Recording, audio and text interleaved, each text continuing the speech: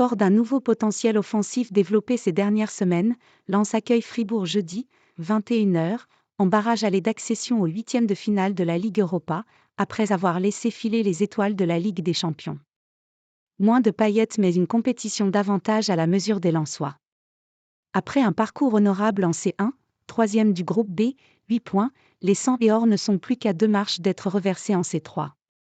Il leur faut pour cela éliminer Fribourg, 7e de Bundesliga, au terme d'une double confrontation qui semble équilibrée. Les deux clubs sont toutefois dans des courbes opposées, les Allemands ont perdu leurs 3 dernières rencontres en encaissant 3 buts à chaque fois, tandis que le club de l'Artois a remporté ses 3 derniers matchs. Surtout, Lens est en pleine progression offensive dans le sillage de son nouveau, et jeune, tandem au milieu de terrain composé d'Andy Diouf, 20 ans, et de Neil El Ainaoui, 22 ans. Le premier s'est révélé quand Salih Abdul Samed et Nampalys Mendy disputaient la Coupe d'Afrique des Nations, enchaînant les prestations de haut niveau près des attaquants. Sa position haute permet d'apporter le surnombre et de créer des espaces pour ses partenaires. Le second ratisse nombre de ballons et impressionne par son activité.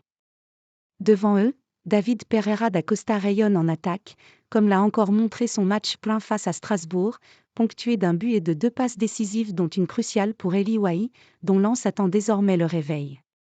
L'idée est d'avoir plus de présence autour de l'axe, commente Francaise. Il faut sentir les bons moments. Et puis quand on arrive dans les 30 à 35 derniers mètres, quand on a commencé à créer un premier déséquilibre, il faut ramener plus de monde autour d'Eli Wahi, point. Une question d'équilibre.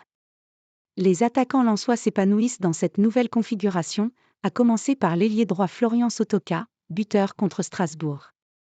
L'organisation est un peu différente depuis quelques matchs, on est un peu plus proches les uns des autres, et on se trouve mieux, affirme le natif de Narbonne.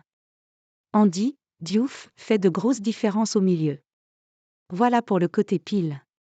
Côté face, Lens est davantage friable dans l'axe avec El Ainaoui, Diouf et Pereira da Costa qu'avec Abdul Samed, Mendy et Adrien Thomasson, par exemple.